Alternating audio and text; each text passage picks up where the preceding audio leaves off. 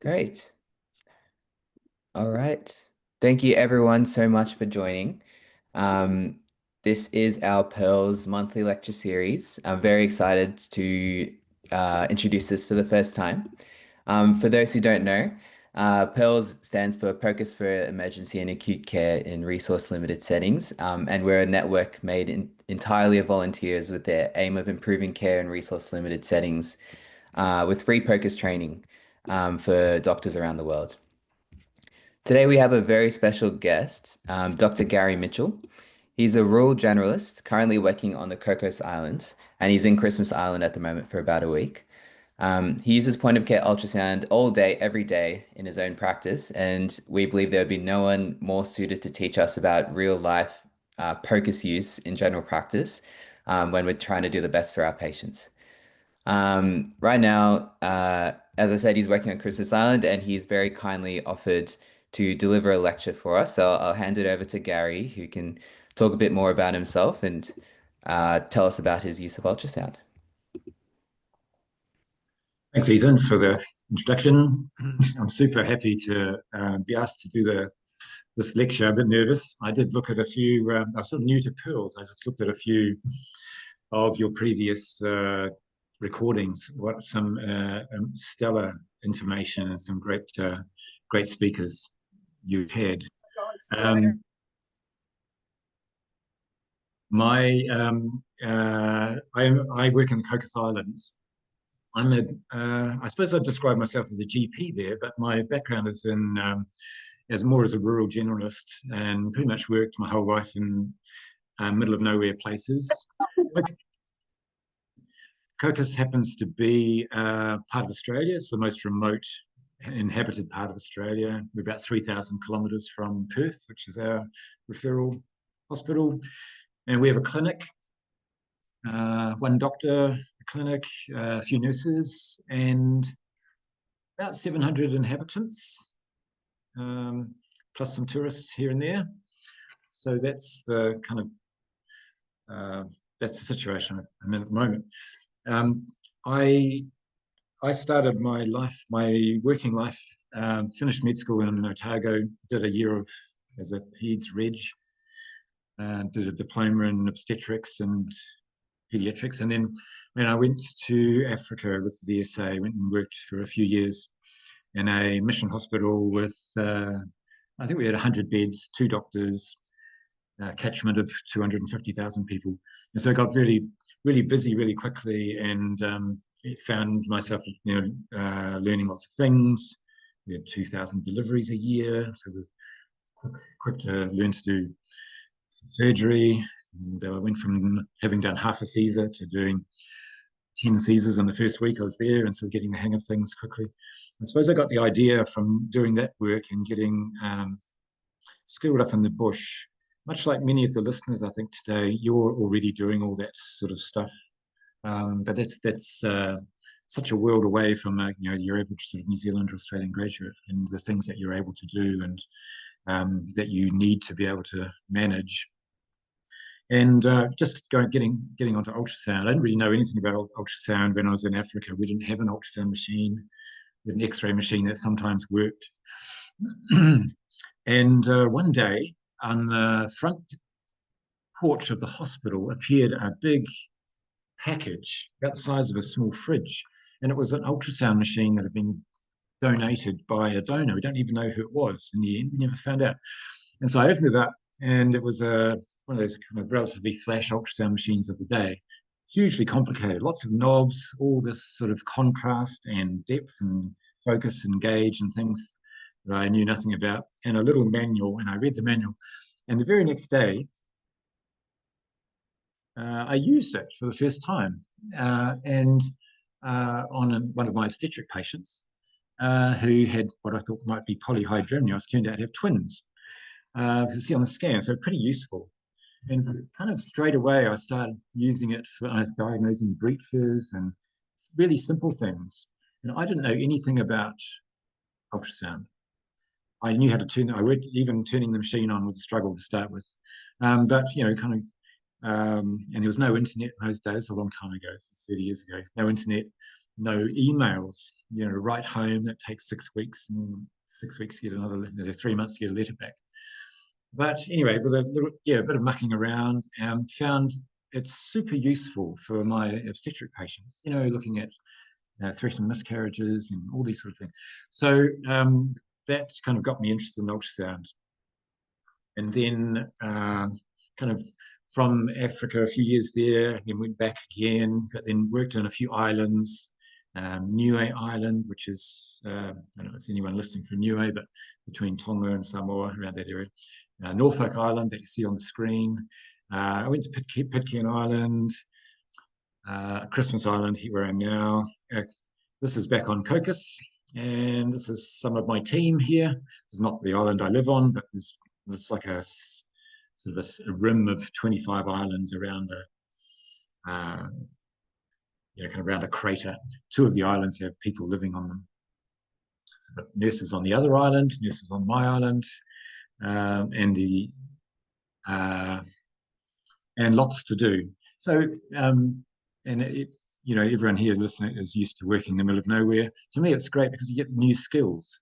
I think of ultrasound a bit like that. You start off and you get this vague thing on your screen, and you play with it and you practice. And I learned by just practicing, playing with it, reading some books back in the early days because no internet. Now I just look at YouTube clips and websites like you guys and learn that way. And over time, things get clearer and clearer. It's a bit like this clip I'll just play you. Is one of my favorite things to do on Cocos, where you go somewhere and it looks a bit murky. You start to get the idea, there's something down there, something on the screen. You've got to try and adjust your focus, get a bit closer. You want to make your image fill the screen, whatever you're interested in. Adjust your depth on your ultrasound, get the money shot. So there's that. And after a while, by this stage, I was getting a bit better at it. I'd hold my breath a bit longer. I was getting a bit better, getting closer to what I was interested in. But this is, there's always metaphors for ultrasound, POCUS. And to me, swimming with manta rays is a bit like that. You just want to get close, you want to fill the screen, you want to examine everything. And the more you do it, the better you get at it. Here's the view out my window. It's just a kind of a tropical island. Here's me inside, and behind me is I'm a little bit ashamed to admit this, but this is probably the flashiest ultrasound machine I've ever seen, and it's in my office. So Australia is this well-resourced. So either we're in the middle of nowhere, we have this great ultrasound machine. We're not a hospital, we don't have an overnight facility, but we have some great machines, like we have an X-ray machine, ultrasound machine, ventilator, defibrillator, simple things like that. But this is the pinnacle of what we have. And this is this flasher machine that you'll find in any public hospital in Western Australia. And it happens to be on Cocos. And we have a visiting ultrasonographer who comes up every 4 to 6 months. And we build a list of patients that we want him to scan. He comes in and he sort of scans them all over, 3 or 4 days, and then goes away. Goes to Christmas Island, actually. And incidentally, that's one of the ways that I've kind of learnt ultrasound is this particular guy who comes up, Greg, I'd consider him my mentor. Different ways of learning, isn't there? I've probably only done 2 or 3 short, maybe one-day ultrasound courses in my life, but I've spent a lot of time with people who scan, and Greg, he lets me do some scans, and I, always have a series of questions for him. Anybody that's more skilled and POCUS than you are is your resource person, and it's good to really pick their brains and just try and build your skills continually, because you sort of never stop. So I have this on my island in my room, switched on, ready to go, this machine, and I try and scan. I scan when I should, and I scan sometimes when I don't need to, but I want to. And I make sure that it doesn't take me extra time out of my day. So I've got pretty good at incorporating ultrasound into just about every consult. Um, and on the other island, when I go and do a clinic on the other island, smaller island, once a week, just have a butterfly over there. So this is a point of view rather than a butterfly. Um, so yeah, I try and do as much scanning as I can, and partly that's to build skills. Um, Seeing lots of normals, as in medicine, as much normal as we can see, is super useful. And when I was learning, when I might sort of teach or be teaching somebody simple things, sorry to see what my next slide is. Yeah, this might be an idea. I think that it's great to do courses. It's great to have a lot of theory, but you can also pick up an ultrasound probe and put it on a structure. And these structures here are ones that I've kind of picked where you can pretty much put it on a structure and learn a decent amount within 5 minutes and a heck of a lot within an hour if you've got somebody on your shoulder or a great resource like a great website to look at or something like that. And pretty much all of my scanning has been learnt through looking at protocols, written ones, or YouTube videos and things like that. I'm not suggesting that's right for everyone, but that's how I do it. And then I touch base with my mentor as much as I can and share ideas with people when I meet them. So this is, if I were to say, and I suppose I'm in the general practice realm at the moment, but I don't really consider that any different from urgent care. I've worked in urgent care a lot, or emergency. Um, and of course, if you're in the middle of nowhere, you're often seeing a lot of acute stuff. I don't see a lot of acute stuff, but I consider the stuff that I'm seeing and the scanning that I'm doing is very similar. So I'll be scanning, people's Achilles, people's aortas, um, abscesses. In my general practice, these are just common GP type things. People will come in with a swollen leg. I'm not sure if it's a DVT. So have a look. You know, there's fish hooks, there's splinters, there's glass, people getting foreign bodies everywhere. There's people coming in with, chest injuries, fractures, struggling to breathe for different reasons. You're looking at the lung. This is just in general practice. This is not necessarily an emergency department. Um, People trying to get, oh, you got to take a blood test off somebody. It's a routine blood test, but some people have just impossible veins. And point of care ultrasound is just a game changer. Just like it is in the emergency department, you're trying to save someone's life by getting venous access. It's exactly the same skill. And so I consider, every time I see someone come in, I know all these people because I've been on Cocos 5 years now. I know who's got tricky veins. I'll just take them straight into my room and put the ultrasound on, find the vein, and then try and that's the same skill that you need when you're trying to get a cannula into someone who's gasping in an emergency crisis. So I think they're very complementary. That's what I'm trying to say. Talking up general practice. And ultrasound scanning offers so much in a general practice setting. Um, Part of it is that we can avoid sending people to other places like radiology places, but also we can stop people going to the emergency departments, and we can often just treat people in our general practice if we can somehow make time. Sometimes getting a diagnosis is not too hard, but if you have to put a chest drain in and you can do that in your general practice, like I would do that in my clinic in Cocos. You don't need a hospital for that, but it's obviously it disrupts your clinic. So, but it's all part of the same thing.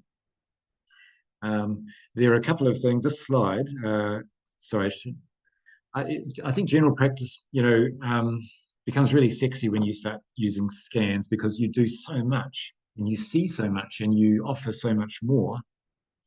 And I can't imagine doing a general practice list without an ultrasound anymore. Here's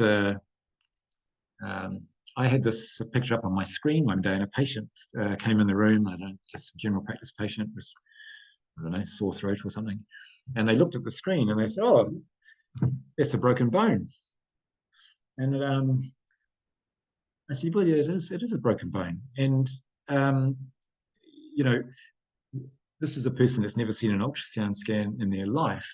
And it just really emphasized to me how accessible this information is now and how important it is not to overcomplicate ultrasound, especially when we're on a learning curve, especially at the start of your learning curve. So if you're thinking, oh, yep, I can do an aorta, or I can do, a vena, I can find a vein or something with an ultrasound, that's fantastic.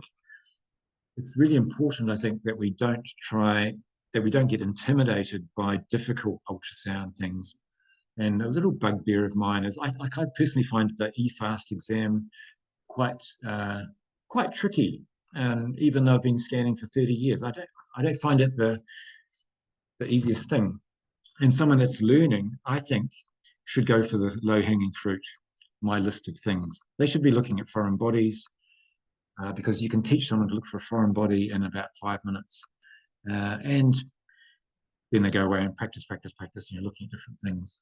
You can look at the surface of bones. You can see, okay, there's the skin, there's the muscle, there's the bone. That's a rib, actually. It's actually my rib. Common Cocos Island injury is falling out of hammocks. So I fell out of a hammock about 3 meters, and that's my rib. And this is something people say, well, what's the point? Why do you waste your time scanning when you can just go on the patient's symptoms? I mean, and it's sore to breathe in, it's sore to cough. You can listen to the lung. Hopefully they don't have a pneumothorax. So what's the point? And I say there's every point, and I scan as many ribs as I can. It's one of the most satisfying things you can do is put the scan on and practice on your own ribs, practice on your own body, practice on your own Achilles tendons, practice on your own bladder. Do lots and lots of scans and see what's normal. And you get used to tracing ribs around. They go at different angles to what you imagine. You get used to chasing them around and adjusting the probe, moving the probe, rocking it backwards and forwards and so forth. And then you get, after a while, you get quite good at getting the money shot, which is like the manta with its mouth wide open, coming straight at you. And that's really nice. And that is so nice for the patient to see, because then you say, okay, look, yeah, you have actually got a broken rib. It's not cracked, it's actually broken. Not, and you therefore are going to suffer for this amount of time. This is what we expect you to do. This is how we can realistically adjust your work for the next period of time. So you can this is awesome information. So don't let people who say, oh, you don't need to scan that, you can just treat that the old way. Just like people might say, oh, you don't need an ultrasound to inject a shoulder. And of course, I've injected thousands of shoulders with anatomical, landmarks. But why would you? Why would you when you can see exactly where to put the steroid? So that's, I suppose, my little bugbear. There's other things, like people used to say, oh, no, it's a threatened miscarriage. You're bleeding at 6 weeks. Doesn't really matter. Scan's not going to make any difference. Actually, it makes a massive difference to the woman. Of course, you should be scanning that person. Such a simple scan to do. You don't have to do a measurement, but a measurement's not hard to do either. You say, oh, look, you've got a 6 week, 6 day baby. Oh, look, there's a heartbeat. Of course, that's what you're hoping to be able to say. You'll notice my scan, it's not a very good scan. This scan should be taking up the whole picture. So always adjust the depth on your scan. You don't have to do the focus that much these days on sort of modern point of care scanners, but make sure that you fill your screen. And yes, this makes a big difference. I can say just yes, yes, you've got a heartbeat, or maybe I have to say, look, I'm not sure if there's a heartbeat or not, which is stressful. But I can scan you again tomorrow, and I can scan you again the next day, and we can see how this is going. I can also say, yes, there's something in the uterus, so this is not an ectopic. These are all really valuable things in the middle of nowhere, because you're otherwise going to get caught out with this idea of, oh, it's just a threatened miscarriage. It doesn't really matter. It'll let nature take its course. No, we've got this capacity. It's so simple. This is a low-hanging fruit scan. You can learn it in 5 minutes, and you can build expertise in it in 5 years. Just start doing these things. So make a list of all the scans you think are useful for you to do, pick some low-hanging fruit ones, and then I just might scan every single patient I see that comes into my general practice. I'll scan the ear infections, I'll scan their Achilles, I'll see somebody with, wanting their blood pressure medicine. I'll scan their Achilles and do that for a day or two. Get really good at finding out what Achilles, how to do it, and pick different things. Build your expertise like that. Scanning is very much like playing the ukulele. It's another metaphor. When you start, you just learn one or two chords, three chords, and you've learned enough to play just about every famous #1 song that ever existed. Three chords, maybe four. I think, and we don't say to people, "I know you shouldn't play the ukulele in public until you can play like a pro." No, you want to play your three chords around a campfire and get some real benefit out of your ukulele. Same with your scanner. You should be doing it straight away. Whatever little you know, you should just go with that. Even if you just know how to look at the lung and look for the crawling ants, maybe go into in mode, just do that over and over. And that as time goes on, you'll find another thing to add to that. Here's a typical general practice thing. So you'll see, yeah, this presentation is a bit about some scans, just sort of showing you my day, really. But also kind of I know you're all on a kind of a journey of learning. And I'm first to say I'm still, kind of learning so much, all the time about things. Patient comes in with a sore heel. You go, oh, is this plantar fasciitis? We try and make a clinical diagnosis. It's a bit hard. There's a differential, could be a fat pad thing, could be something else, could be a foreign body. There you go, that's the plantar fascia. And you can measure it. It should be less than 4 millimeters. This is 6.7. You can say, oh, yep, you've got a plantar fasciitis. That's what it is. Check the other side, compare. Always do both sides of, you got two limbs. It's so good. Always do the other side if you're not sure. Compare with the normal. Just bear in mind, sometimes the other side might be someone with plantar fasciitis. The other side might also be asymptomatically enlarged because it is too. And then you might think, oh, treat this. Occasionally, you might want to inject that, and then there's your posterior tibial nerve block, which takes us from the most miserable injection that you can imagine to an absolute pleasure, plunging a needle deep into someone's heel and they're not feeling it. So moving into a nerve blocks, I'd say would be going from 3 chords to 4 on the ukulele. Not that hard. Here's another favorite of mine. This is a low-hanging fruit. I think everyone should look at the back of the elbow. This happens all the time. You think, oh, is there a radial head fracture? Is this a supracondylar in a child? If there's no fat pad sign, then it's not one of those things. This is fluid. This is the olecranon fossa. This is the effusion. The fat pads being elevated out. That would be your sale sign on an X-ray. You don't need an X-ray. You can say, yep, you have a fracture. The child who's come in with a pulled elbow, that's a general practice thing. You might think, oh, you only see those in emergency departments. No, they come into the GP and say, oh, my child's not moving their arm since I lifted them up yesterday. Put your scan on. If there's no fluid there, you don't need to send them to hospital. You just tweak it, click it back in, and away they go. If you see this, you think, oh, right, I'm not quite sure. Then you've got to get an X-ray. A lot of musculoskeletal things these days don't need X-rays. Long bones, it's a favorite of mine. Here's a long bone, that's a clavicle.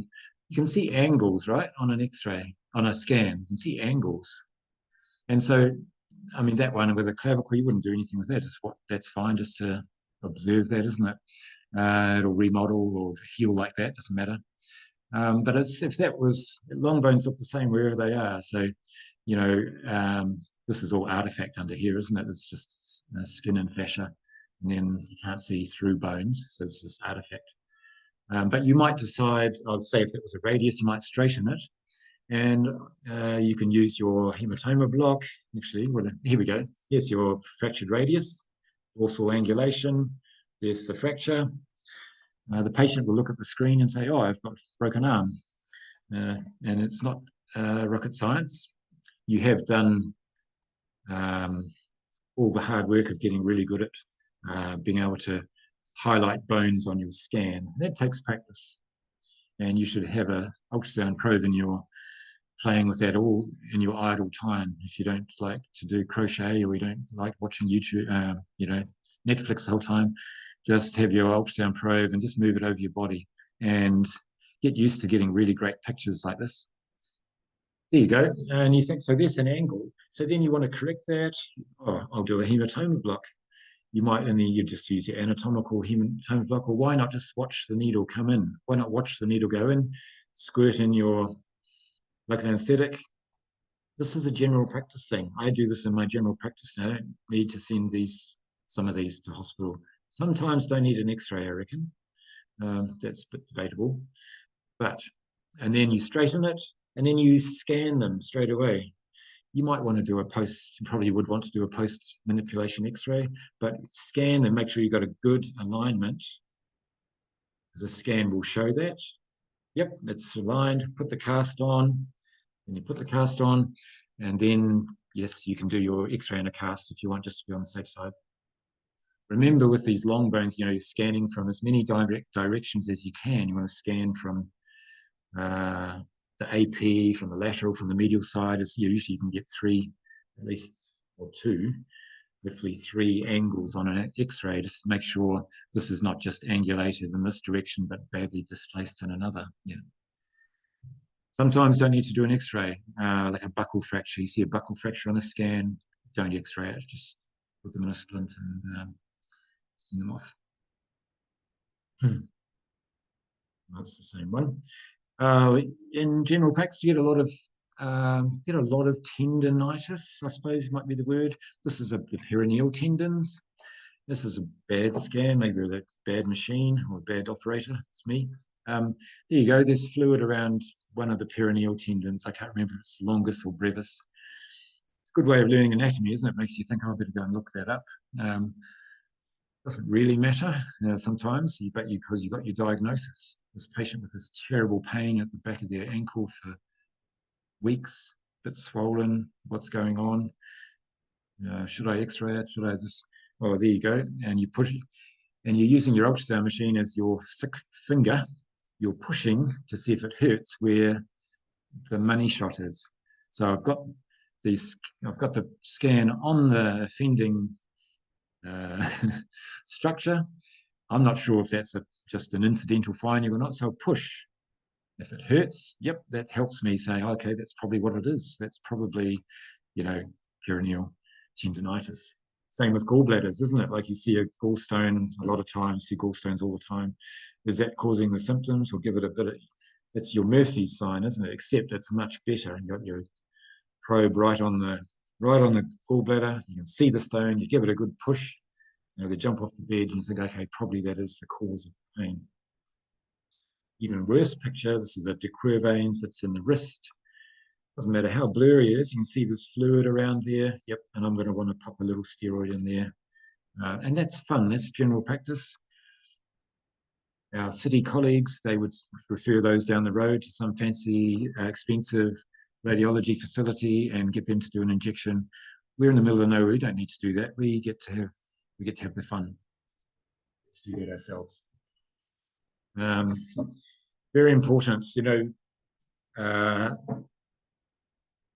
ukulele, very important because it's just like a scan machine, three chords, and you can sing a song around the campfire.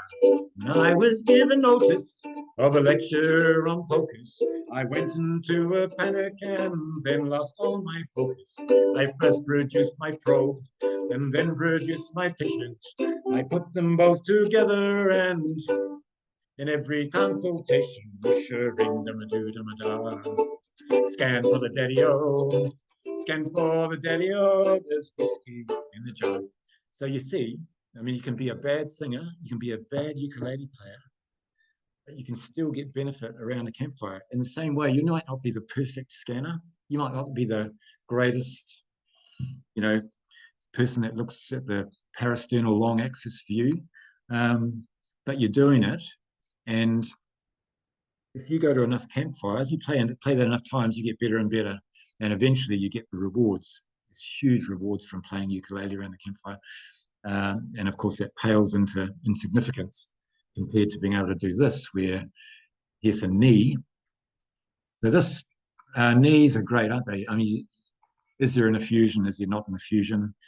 Do you want to drain it? You can. You can suck out the blood or suck out the effusion or suck out the, in my practice, it's usually gout, or I'm wondering about gout, so I can suck it out and check for crystals, Um, look for the effusion. Sorry, this is not an effusion picture. I didn't have access to many pictures, sorry.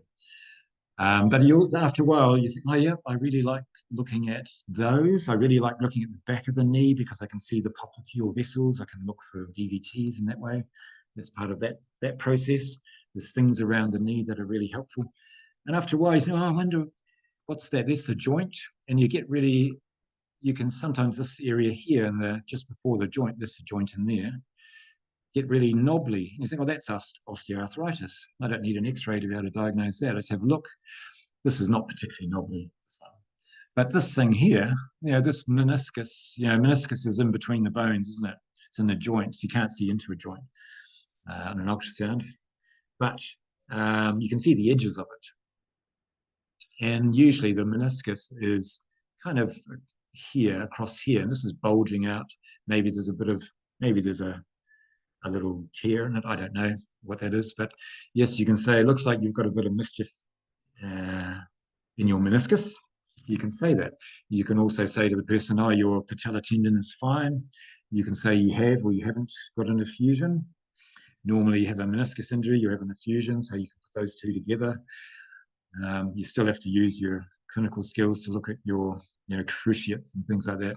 And you probably want an X-ray as well. But you get this sort of extra information. And you can watch these things over time. You watch your meniscus injury, you think, oh, give it time, these things often heal. You can rescan that in a week if you like. Just like you could rescan a DVT, like you might see a DVT, you might find one in the popliteal fossa, but it doesn't go up into the thigh. So shall I give that person, and DOAC, shall I anticoagulate that person? They're elderly, they've got a falls risk, they'd fall over quite often. Do I want to do that, or shall I see if this? I know that the risk of a DVT below the knee is low as long as it doesn't spread. Maybe I'll bring them back each day and I'll do another scan each day. I quite often do that for different things and see how things are actually evolving. You're treating an abscess, you might suck out the pus instead of making a big hole. Just suck out the pus, put this probe on, see the abscess shrink down, looks pretty good. Come back the next day, oh, it's reaccumulated a bit. The antibiotics is trying to work, suck out a bit more, or just watch it and see it get better over time. We have that luxury in our setting that people can come back. You know, um, your woman with a threatened miscarriage, she might want reassurance. You can't underestimate the benefit of reassurance. And it doesn't matter whether you're, like as I mentioned, my initial work was in the middle of rural Zimbabwe, rural Zimbabwe. A lot of your work there is people coming with GP stuff. It's not life-threatening. It's not essential to be able to do certain things, but to give people reassurance goes a long way. And I'm a big fan of reassurance. It's an epidemic of anxiety, and not just in general practice, that flows into urgent care and emergency medicine, isn't it? And we can allay some of that. There's a slide later where that backfired, but that's the idea anyway. Sometimes you see a scan and think, what is that? You got no idea. This happens to me all the time. Every belly pain I see, I scan, even if I think it's indigestion, because you just want to get used to scanning lots of bellies, don't you? And you want to keep that skill. Look at every gallbladder you can see, measure every aorta in the vicinity. Incidentally, there's a case to be made for a screening program for aortas. Over the age of men over the age of 70 probably should be screened because there's a good benefit for that. Benefit risk ratio is really high on the benefit side. So I do that, and that means that increases the number of scans I do that are useful in my general practice. I diverge. This is a belly, and this is a pretty fun thing if you're into scanning yourself. Pop this. pop the probe on yourself and just get an idea of what peristalsis actually looks like. Um, you think, oh no, you just see gas and you can't see anything. No, you'll find a shot like this. You'll Oh, find that's a amazing. somewhere in your belly. You'll be able to find a loop of bowel and watch yourself peristalsing.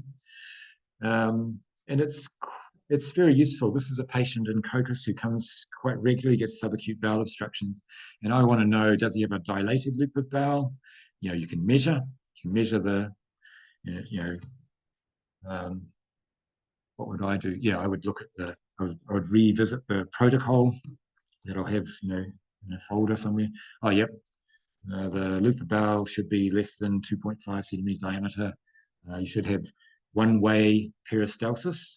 This is two-way peristalsis, isn't it? It's going one way, it's going the other way, going back the other way. That's not right.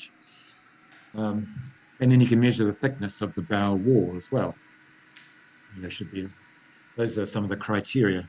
These are things, Oh, and that's then some amazing. of these things are more useful than X-rays. Might do an X-ray, but the X-ray the situation might change. Person passes wind.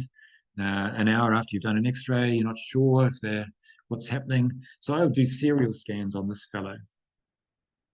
I don't have a hospital, so I don't have an inpatient facility. So I might give this guy 400 mils of saline, tell him not to eat or drink, put a nasogastric in maybe, send him home, tell him to come back in 4 hours. And then I'll scan him again, give him another bolus of fluids, check his UNEs maybe, do a point of care. But do a scan, see what his maximum uh, loop of bowel looks like. And you get a sense after you've done this for a while, so you do it on yourself, of how peristalsis goes, and you see resolving things. And of course, the patient can tell you if they're feeling better as well.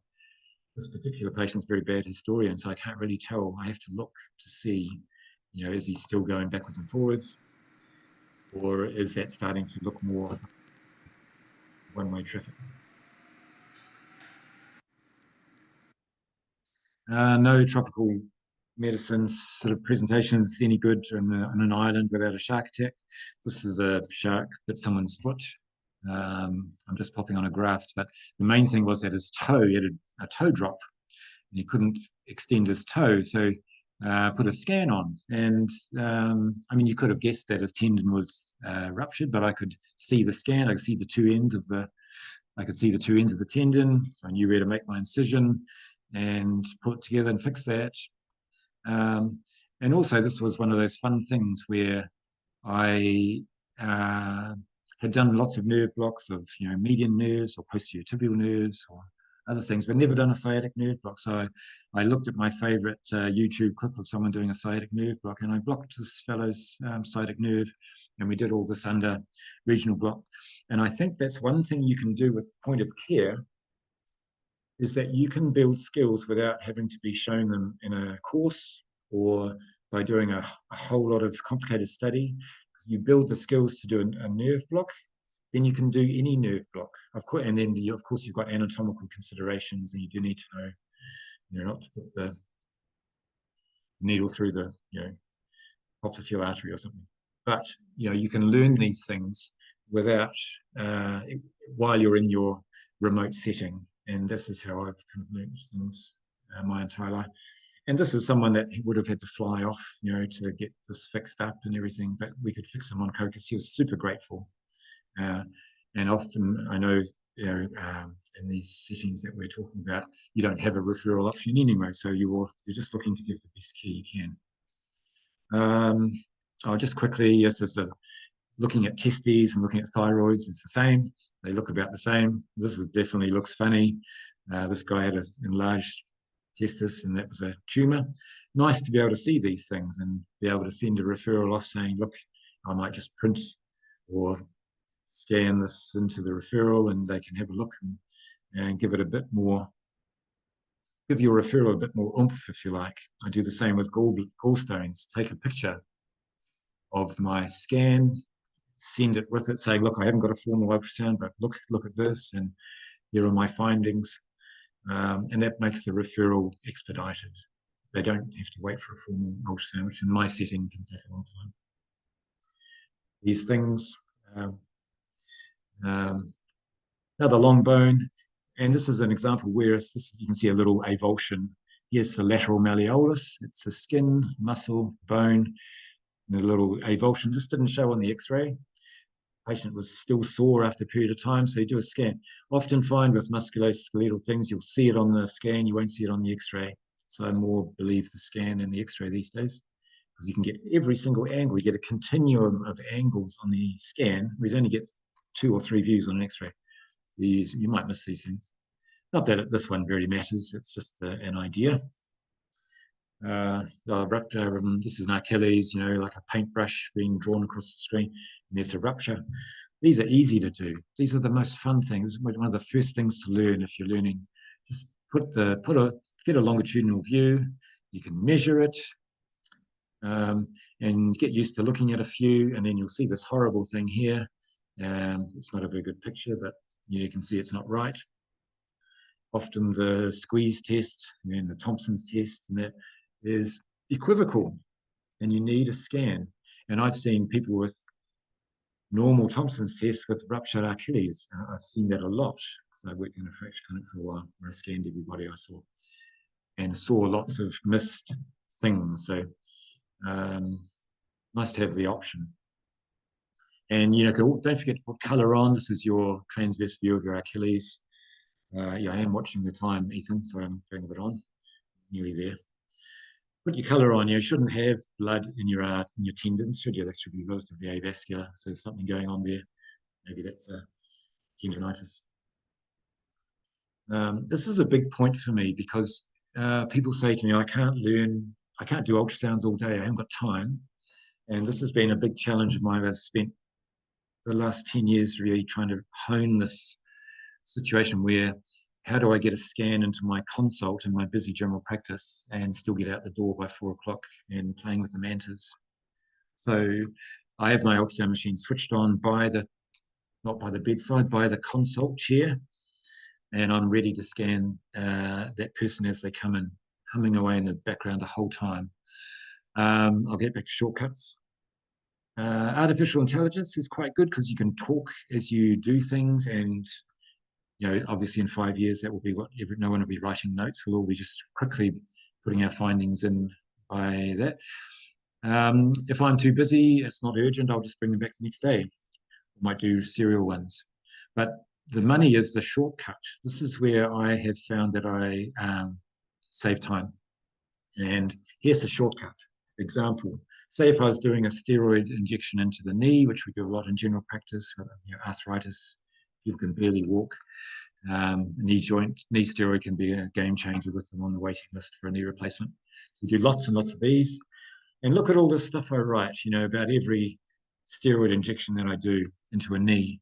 And if I were to write that out every single time I did, I would, just be in my office all day, every day, just writing till 8 o'clock at night. So there's a thing called a shortcut. Every GP knows about this. I don't know if all you guys have access to this. It's a copy and paste. Well, for me, I would just type in .kj, and all of this information is pasted into my notes automatically. And then I go through it. I might change a couple of things. So I didn't use Bestine. I used some other thing, or I used 20 milligrams, not 40 milligrams. So you just adjust your shortcut, and then that's done. And it takes less than a second to do that. To just just hit 2 keys and write all this. And I do this for every single thing I do. If I'm examining a heart with my stethoscope, I'll just hit a shortcut to write down my heart and chest findings. Why would you write it out when you can just have it? And that saves me a couple of hours in the day, I'd say. And you can be comprehensive. You can say you've done all this detailed stuff, which of course we do, but we don't always have time to document it. So, and then I might have this section in here because I think it might be a procedure. Like say I'm doing a parasternal long axis, and I think I can't quite remember. Can't remember exactly where to put the probe, which way do you point the marker, or I'm doing a knee injection, exactly where do I go in? In my shortcut, I'll have my ultrasound protocol in there. So instead of having to go and look it up somewhere, it comes up on my screen and it reminds me, oh yes, that's right. When I'm doing a injection of a fascia iliacus, I put in 20 mils of 0.5% marcaine, whatever it is. So I have that information in my shortcuts. I'm not chasing around for it. I put my procedure and some useful reminder information for me. Getting to the end, there's my, oh, this is a sebaceous cyst. You see these in general practice, we cut them out. You don't know how big they are when you look on the surface, so you have a look and measure it. This is quite a big one in the end. And it extends in funny directions, good information. Same as might be an abscess. You want to know how big it is. You want to know, you got your cellulitis. You want to know, is there an abscess underneath? There often will be. A lot of the time we get fooled. Is there something I need to drain? Put your scan on, scan all these things. There's a sort of cellulitis thing where cobblestoning, there's no abscess. Here's my, here's the little buckle fracture, sorry. Can't see that too well. There we go. And then after a while, you move from your $20 ukulele and you get a scan machine like mine worth $250,000. This beautiful ukulele, it costs $500. And you get a little bit better at this and you think, all right, you get to do a few extra things. This on Cocos in the middle of nowhere. Focus on Cocos. It's a very fine idea. Yeah, make it your focus. Every patient to be gotta have your pro ball lube. Enter in the POCUS groove. Check it out on the Pearls YouTube. Let's focus on Cocos. So then you get beyond the campfire just by doing it. Yeah, just by doing it. So I won't, I'm just going to quickly go. Yeah, you got your DVT, that's a low-hanging fruit. You can't compress the vein, so it's in the saphenous vein, so you're not too worried about it. But you might check it each day and make sure it doesn't spread into the main venous system. I might not give that person a DOAC. Anyway, gallstones, mallet fingers, base of fifth metacarpals. Is the IUD in the right place? So if you can't feel the strings, these are all things that are useful and save people so much trouble just by doing it in your office. Here's the thing. Oh, yes. Here's the general practice thing. Oh, doctor, every now and then I feel something, a lump in my throat. It makes me anxious and I feel like I can't. And then it goes away, comes back again. And usually middle-aged woman, and you're reassuring them, look, it's just, if you can't feel any lumps, the thyroid feels okay. It's just globus. Then I started saying, it's hard to convince people. They're so worried. These are anxious patients. So I said, oh, look, I'll reassure you, do a scan. And normally scan's fine, it helps. But a couple of times I've found a thyroid tumor that was low down on the thyroid. You couldn't feel it, getting to swallow, didn't quite rise to the fingers. What's hard with a big neck. And that person, and then saying, oh, righto, so refer that off, and it was useful. The person that's been having symptoms for a long time, being reassured by 3 doctors.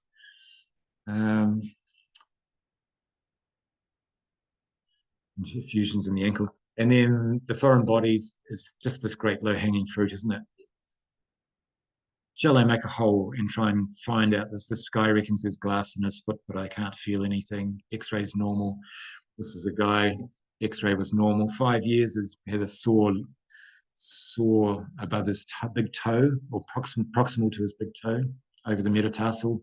You see the metatarsal. He wasn't complaining too much, but it was pretty tender. And then this thing was there. And so we took out this great big splinter, sorry. So quite satisfying and make a big difference to people. Yes, your low-hanging fruit. Sorry, I went on. Thanks for listening, everybody. I meant to say some things I didn't, but I probably said too much. Thank you so much, Gary. That was awesome. I think that was really, really inspiring as someone who's just going into ultrasound now, and hadn't had that much formal training, but just having, I think you've given me the confidence to just put my probe on people and just have a look. Um, like just to, get used to holding the probe, knowing what it does in my hand when I turn it this way, what do the knobs do? And I really liked how you said that ultrasound really makes a big difference. And even though naysayers may say, if there's a threatened miscarriage, it's not going to do anything, but it actually does make a big difference for the woman who's worried about their baby. Um, yes, and I also really liked how you showed how useful it is to just integrate ultrasound into everyday practice, having it there turned on, ready to go when the patient walks in, using AI to document and make things really efficient with dot phrases and things. So I really loved the talk. Um, so we might stop the recording now and open the floor to any questions.